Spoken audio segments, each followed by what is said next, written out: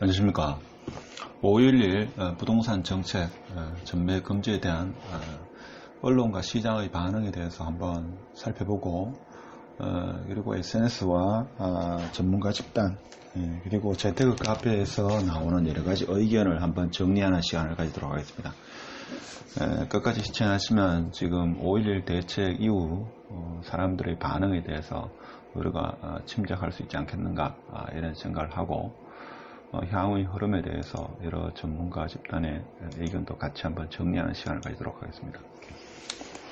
일단 경제신문 위주로 나타나는 그런 기사를 한번 정리해 봤는데, 일단 두 가구 모집에 56,000명 이렇게 모였다 이거죠. 전매 제한을 앞두고 청약이 폭주하고 있다는 이런 기사가 있습니다. 그래서 8월부터 수도권과 광역시 아파트 분양권 전매 금지 예고한 가운데 이런 시행을 앞두고 청약시장 과열 양상을 보이고 있다, 이런 기사도 있습니다. 또 두드러지는 기사가 수도권 광역시 분양권 전매 금지로 인해 가지고 청주, 원주 솔림 현상이 있다. 그러니까 비규제 지역이죠. 비규제 지역은 그러니까 서울, 경기도를 제외한, 서울, 경기도 그리고 지방 광역시를 제외한 시 같은 경우에는 오늘 당첨이 되고 내일 분양권, 계약하고 나서 분양권을 팔 수가 있죠. 그래서 그 중에서 특히 호재가 있는, 사실 중소도시도 호재가 없는 데는 없죠. 근데 호재가 조명이 되면, 호재가 이제 대중의 관심을 받으면 그쪽으로 쏠린다 이거죠. 그래서 지방 중소도시로 몰린다. 자, 이런 기사를 보고 있습니다. 그래서 2020년도에 분양 예정 물량 보면 경기도가 좀 많긴 하지만 제가 볼 때는 부산, 대구가 오히려 많지 않겠는가. 자, 이런 생각을 해봅니다. 그렇고 또 기사가 분양권 전매 금지되면 서울 등 똘똘한 한 채로 몰릴 것이다. 서울로 다시 회귀할 것이다. 서울은 지금 좀 가격이 하락하는 추세가 있는데, 그래서 돈이 오히려 서울로 몰리지 않을까, 이런 기사도 있습니다. 더불어 지방광역시 같은 경우에도 양극화가 이루어지지 않겠나, 이런 의견도 있습니다. 그리고 또 기사 보면 분양권 거래 금지로 풍선 효과가 끝되어 있습니다. 자, 끝이 나면 문제는 뭔가 하면 8월 이후에 시행사들이 아파트 분양 계획을 가지고 있던 사람이, 자, 7월까지 분양을 이렇게 하려고 많은 노력을 하겠죠. 그러다 보면 특히 6월달, 7월달 특히 분양이 많이 몰릴 겁니다. 몰리다 보면 이게 뭡니까? 미분양이 발생할 수 있다. 그래서 밀어내기 물량으로 해가지고 불안하다. 자, 이런 이야기 신문 기사도 나오고 있습니다. 그리고 6개월 분양권 6개월 전매 막차 타자 해서 화성시에 1순위 5만 명이 몰렸다. 지금 5월 달에서 지금 전반적인 분위기는 7월 달까지 분양한 아파트에 청약을 넣어서 당첨되면 투기를 하겠다, 이런 기사가 많이 있습니다. 그 다음에 분양권 전매 금지 강화, 천안, 춘천까지 신축 수요 몰리나, 이런 기사도 나와 있습니다. 그렇죠? 그래서 의견 중에 기존 분양권이 몸값이 오르고 있다, 이런 5.11 대책에서 예외가 되니까, 자, 이런 신문 기사도 있습니다. 8월부터 수도권 광역시 분양권 전매 금지, 또 풍선 효과냐.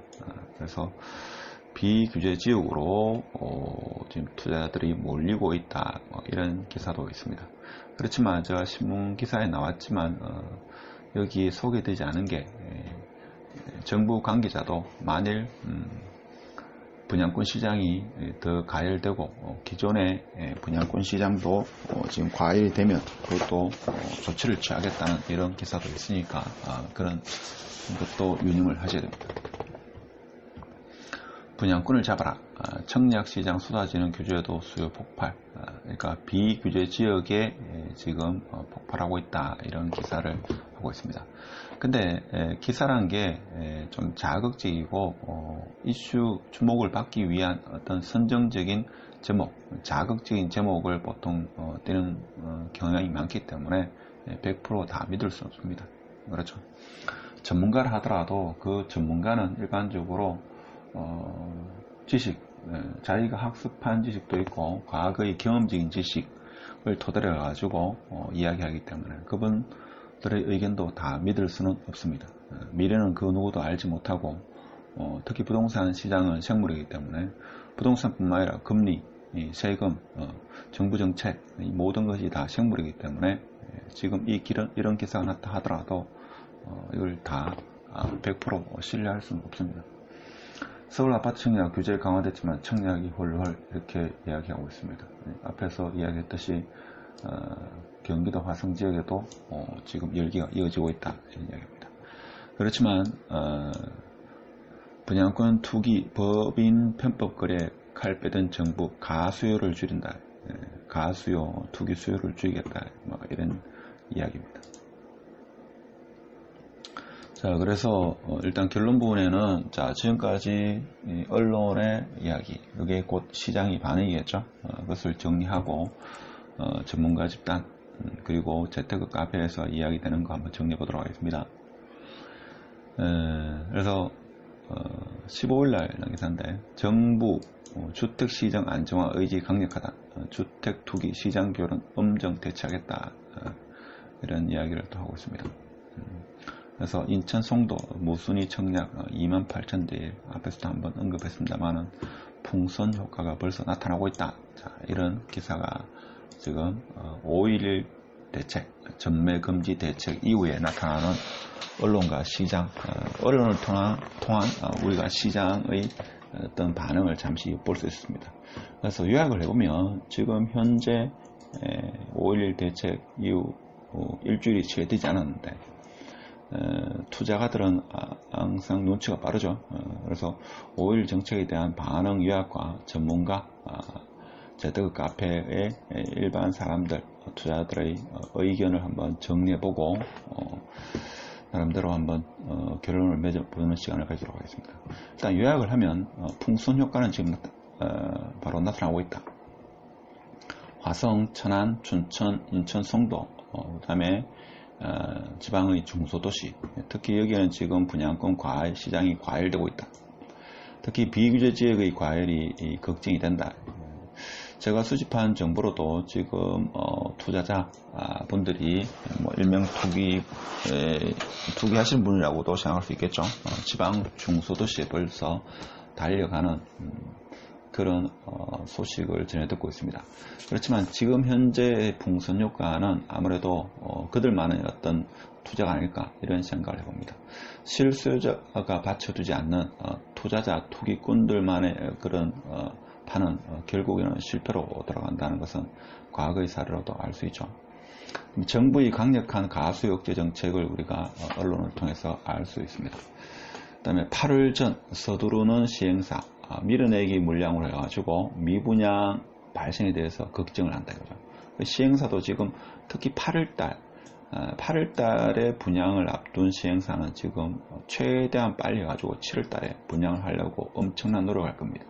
그리고 9월달 같은 경우에도 좀 앞당기려고 많은 노력을 하겠죠. 그럴 겁니다. 그래서 갑자기 분양 물량이 좀 많이 쏟아지는, 특히 7월달에 많이 쏟아지는 이런 형국이 되지 않겠나, 우리는 추측을 해볼 수 있죠. 그리고 또 하나, 서울시장으로 회귀가 일어나지 않겠나, 이런 의견도 있습니다. 일부 그럴 수도 있겠죠. 자, 요거는 이제 신문지상을 통해서 지금 시장의 반응, 그리고 정부의 의지를 우리가 엿볼 수 있을 거고, 자, 의견을 보겠습니다. 이것은 SNS, 재테크 카페, 그리고 전문가들의 의견을 제가 정리해 봤습니다. 그래서 제가 볼 때는 이런 말이 상당히 좀 신뢰가 간다, 이런 생각이 듭니다. 투자는 쉬지 않습니다. 그렇죠. 투자자든 투기꾼이든 간에 이분들은 쉬지 않는다. 그러니까 돈이 되는 곳이든 어느 지역이든 간에 이 사람들은 투자를 한다. 쉬지 않는다. 아무리 경기 침체가 있다 하더라도 이 사람들은 쉬지 않습니다. 그래서 또 일각에서는 신축에 대한 수요가 증가할 것이다. 이제 공급이 감소될 수 있으니까 이제 그런 이야기도 합니다. 또 구축 시장으로 이제 구축 시장에 사람들이 투자들이 또 몰리지 않겠나 이런 의견도 있습니다. 그렇죠? 분양권 이제 피가 없어지니까 프리미엄이라는 것은 이제 사라진다. 8월 이후로 그렇죠? 프리미엄이 생성될 수가 없었죠. 생성되기가 쉽지 않습니다. 그러니까 소유권 이전까지 분양권을 팔 수 없기 때문에 피를 모르죠. 그래서 지금 기존의 분양권이 많이 피가 붙었는 그런 단지 같은 경우는 그 인근의 아파트가 뭡니까? 분양을 하게 되면 이 분양가는 가격이 하락할 것이다. 이런 이야기를 하고 굳이 피를 주고 사지 않고 실수요자는 인근 아파트에 분양을 하면 분양권 시장으로 가지고 청약을 넣을 것이다. 자, 이런 이야기도 있습니다. 그다음에 국지적인 과열은 있지만 전체적인 흐름은 하락 추세, 하락 반전을 이제 시작했다. 이렇게 이야기하시는 분도 있고 조금 더 부정적으로 보시는 분은 이제 부동산은 끝났다. 최소 4, 5년은 부동산 침체가 이어질 것이다. 특히 코로나 사태와 맞물려 가지고 부동산 시장도 맥을 추지 못한다. 이런 이야기를 하는 사람도 있습니다. 또 일각에서는 시중의 부동자금이 거의 1200조에 가깝기 때문에 이 자금들이 어디론가는 움직일 것이다. 그래서 부동산 시장이 그렇게 쉽사리 꺼지지 않을 것이다. 이렇게 또 이야기하는 분도 계시죠. 그 다음에 이 8월 이후에 분양권 전매 금지가 되면 재건축 재개발 시장도 이제 침체한다. 자, 이런 의견이 있습니다. 또 어떤 분은 이제 신규 아파트에 대한 수요가 더 증가해가지고 그 지역적 입지와 위치가 좋은 곳과 그렇지 않은 곳의 양극화가 더 심해질 것이다. 자, 이런 의견도 있습니다. 또 어떤 분은 그동안은 공급이 감소했는데 이제는 뭔가 하면 수요도 동시에 감소할 것이다. 자, 이런 의견도 있습니다. 또 다른 의견으로는 입주 물량의 감소, 사실 공급보다는 당장 입주하는 입주 물량 같은 경우는 향후 한 2년에서 3년 동안은 제가 볼 때는 입주 물량은 그렇게 서울 지역을 제외한 타 지역 같은 경우는 적지는 않습니다. 근데 입주 물량의 감소보다는 수요가 급격히 감소할 것이다. 자, 이런 의견을 내고 있습니다. 자, 여러분은 상승론자, 제가 볼 때는 상승론자 같은 경우에는 여기서 어떤 주로 의견을 많이 냅니까? 자, 투자는 쉬지 않는다. 그래서 신축이든 구축으로 이동할 것이다. 그 다음에 신양극화가 일어나가지고 그래도 투자는 쉬지 않는다. 이런 의견. 자, 공급이 감소될 것이다. 공급이 감소돼가지고 부동산은 쉽게 떨어지지 않을 것이다. 자, 이런 의견 쪽에 무기를 둘 겁니다. 근데 하락론자 같은 경우는 제가 볼 때는 전체적인 부동산 시장은 하락 추세다. 4, 5년간 부동산은 침체한다. 재건축, 재개발 시장도 침체한다. 구축, 신축도 침체한다. 이런 의견을 낼 겁니다. 자, 여러분 의견 어떻습니까? 저는 개인적으로 생각했을 때 보면 요거는 거의 확실하지 않겠나 저는 그런 생각을 해봅니다. 국제적인 과열은 있지만 전체적인 흐름은 하락 추세로 접어들었다. 저는 그렇게 봅니다. 그리고 8월 이후 재건축 재개발 시장은 침체할 겁니다. 물론 핵심지 같은 경우에는 재건축이 일어날 수 있겠습니다만 이제는 쉽지 않을 겁니다. 그래서 분양가도 가격이 조금 내려가지 않겠나 이런 생각을 합니다. 그리고 제가 볼 때는 수요의 급격한 감소가 이루어지지 않겠나 이런 생각도 해봅니다. 물론 이 말도 저는 맞다고 봅니다. 투자자들은 쉬지 않습니다. 그래서 저는 개인적인 의견으로 지금 붉은색으로 칠한 이 부분이 현실화되지 않겠는가. 그 다음에 4, 5년 동안 부동산 침체도 가능성이 적지 않다. 자, 이 말씀을 드리고 싶습니다. 여기까지나 신문지 사항의 내용을 요약했고 여러 의견들을 종합해 봤습니다. 물론 알 수 없는 이야기고 끝이 없는 이야기지만 우리는 미래를 알고 싶어 합니다. 그래서 오늘은 5.1 정책에 대해서 시장의 반응과 즉 언론의 반응과 전문가 재테크 카페 그리고 SNS에서 지금 갑론을박을 벌이고 있는 여러 의견들을 한번 정리하는 시간을 가져봤습니다.